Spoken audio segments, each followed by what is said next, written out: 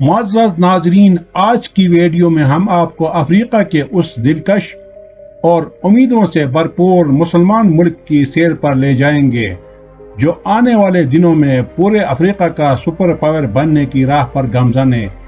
اس ملک کے عظیم مسلم کمانڈر ابراہیم ٹراورے کا تذکرہ آج بھی اجاگر کریں گے، جن کا نسب حضرت بلال حبشی رضی اللہ عنہ سے منسوب ہے اور پوری یورپ و امریکہ میں ان کے خوف اور عزت کی دہشت انگیز صدائیں گونج رہی ہے۔ ساتھ ہی آپ کو اس ملک کی غریب پسندانہ دیہی زندگی، چھوٹے گاؤں کی روایات اور زیر زمین چھپتے ہوئے خزینوں کے رازوں سے بھی روشناس کروائیں گے۔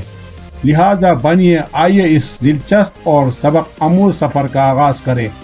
یہ ملک برکینا فاسو مغربی افریقہ کے دل میں واقع جمال و فطرت کا حسین امتزاج مگر ترقیاتی اعتبار سے پسماندہ ہے، مگر اب یہاں کا 37 سالہ نوجوان لیڈر ابراہیم ٹراورے عوام و خواص کی نظر میں تبدیلی کا نام بن چکا ہے۔ جغرافیائی اعتبار سے اس کے شمال میں مالی، مغرب میں نائجر، مشرق میں ٹوگو اور گانا، جبکہ جنوب میں اس کے سرحدی علاقے ٹربوس ہے۔ یہ ملک سرے سے ایک زمین سے گھرا ہوا ملک ہے جہاں ساحلوں کی جھلک بھی نہیں ملتی۔ کمانڈر ابراہیم ٹراورے سن 1988 عیسوی میں ایک نہایت چھوٹے قصبے قیرہ میں پیدا ہوئے۔ سن 2009 عیسوی میں انہوں نے انفرادیت کا انتخاب کیا اور فوج میں شمولیت اختیار کی۔ سن 2018 عیسوی میں شمالی مالی کے میدان جنگ میں شدت پسندوں کے خلاف دلیرانہ خدمات انجام دی، جس پر انہیں کیپٹن کے عہدے پر ترقی دی گئی۔ سال 2022 عیسوی میں ایک فوجی بغاوت کے ذریعے ابراہیم ٹراورے نے صدر پال ہنری سادوگو کو اقتدار سے برطرف کر کے نئے دور کا اعلان کیا۔ ان کی قیادت میں تعلیمی صورتحال میں انقلابی ترقی دیکھی گئی۔ ملک بھر میں متعدد نئی یونیورسٹیاں قائم ہوئے اور ہر بلدیاتی کمیٹی میں آج اسپتال کھڑے نظر آتے ہیں۔ تعلیم و صحت کی بنیاد مضبوط ہوئی۔ برکینا فاسو کا مجموعی رقبہ قریباً 2,74,234 مربع کلومیٹر ہے، جبکہ اس کے باشندوں کی تعداد تقریباً 2,24,00,000 کے قریب ہے۔ دارالحکومت واگاڈوگو اپنی سماجی، سیاسی، تعلیمی، اقتصادی اور ثقافتی اہمیت کی بنا پر ملک کا مرکزی محور ہے۔ آپ جانتے ہیں کہ کیوں امریکہ، اسرائیل اور یورپی طاقتیں اس نوجوان کمانڈر کی زبانی سے لرزتی ہے۔ آبائی گاؤں سے روانگی سے پہلے ہم چند حیرت انگیز اور سوچ میں ڈوبنے والے حقائق آپ کے سامنے رکھتے ہیں۔ یہ ملک انتظامی طور پر 13 اضلاع، 45 صوبہ جات، 355 شہر اور تقریباً 12,000 چھوٹے و بڑے دیہات پر مشتمل ہے۔ انہی دیہات میں سے ایک آبائی ہے جہاں سے سربلند کمانڈر ابراہیم ٹراورے تعلق رکھتے ہیں۔ وہ اب افریقی مسلمانوں کے لیے ایک بلند پایہ ستارہ اور روشن مستقبل کی علامت بن چکے ہیں۔ آئیے اب دیہی زندگی کا ایک رنگین منظر دیکھتے ہیں۔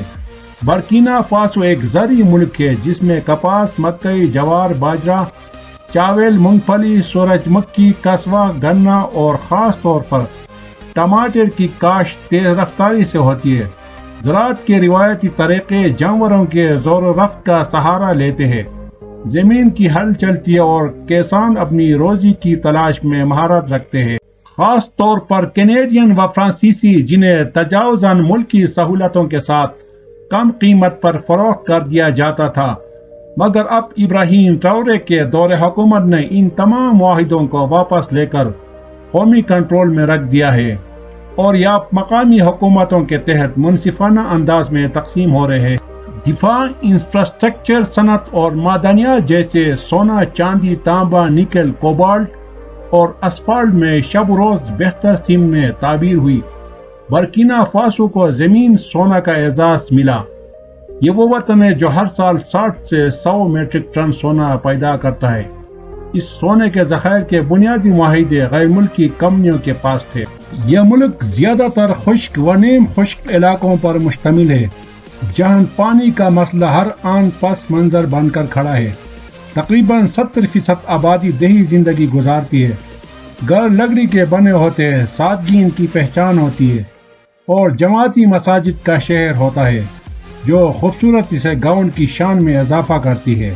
ٹماٹر کی اہمیت یہاں بے مثال ہے۔ نومبر 2024 عیسوی میں صدر ٹراورے نے بولو دوسو کے علاقے میں $81 ملین کی ٹماٹر پروسیسنگ فیکٹری کا افتتاح کیا، جہاں اعلیٰ معیار کا کیچپ تیار ہوتا ہے اور اب یہ یورپی منڈیوں تک برآمد بھی ہو رہا ہے، جس سے معیشت کو خاطر خواہ مالی فائدہ پہنچ رہا ہے۔ یہ ملک پہلے فرانسیسی نوآبادی رہا ہے۔ فرانس نے اپنی کالونی کے دور میں یہاں سے سونا، چاندی، کوبالٹ اور دیگر قیمتی معدنیات نکال کر اپنی مٹھی میں بند کیا اور بدلے میں عوام کو غربت و کمپرسی میں مبتلا کر دیا، مگر اسے 1960 عیسوی میں آزادی ملی۔ آج بھی سرکاری زبان فرانسیسی ہے اور تقریباً 70 مقامی زبانیں زندہ ہیں، جن میں موسے، داگارا، بوبو، سونومی اور گرولی شامل ہے۔ ملک کی آبادی کا تقریباً 63% مسلم جبکہ 26% عیسائی ہے، جس میں رومن کیتھولک و پروٹسٹنٹ نمایاں ہیں۔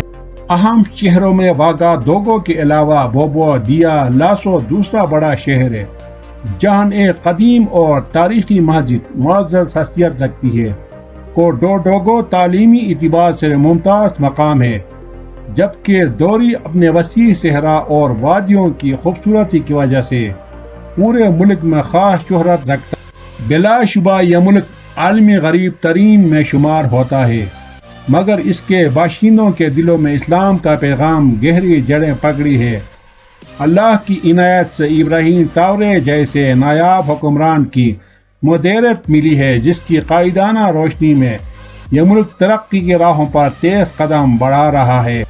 مذہبی تہواروں کا سماجی پہلو بہت طاقتور ہے۔ نماز عیدین میں پورے گاؤں کے لوگ ایک ساتھ جمع ہو کر عبادت کرتے ہیں۔ بقایا عید کے موقع پر قربانی کا جذبہ دکھایا جاتا ہے اور یہ روحانی عمل عوام کے دلوں میں مذہب کی محبت اور ربط بڑھاتا ہے۔ محترم ناظرین، ہمیں امید ہے کہ آپ کو برکینا فاسو کا یہ رنگین تعارف پسند آیا ہوگا۔ اگر آپ ابراہیم ٹراورے کے حامی ہیں یا ان کے عزم و ہمت سے متاثر ہے تو اس ویڈیو کو ضرور لائک اور شیئر کریں۔ ایسے مزید سیر و سیاحت اور تعلیمی ویڈیوز کے لیے ہمارے چینل انفو ٹریول کو سبسکرائب کرنا نہ بھولیں۔ شکریہ اور اللہ آپ کا حافظ۔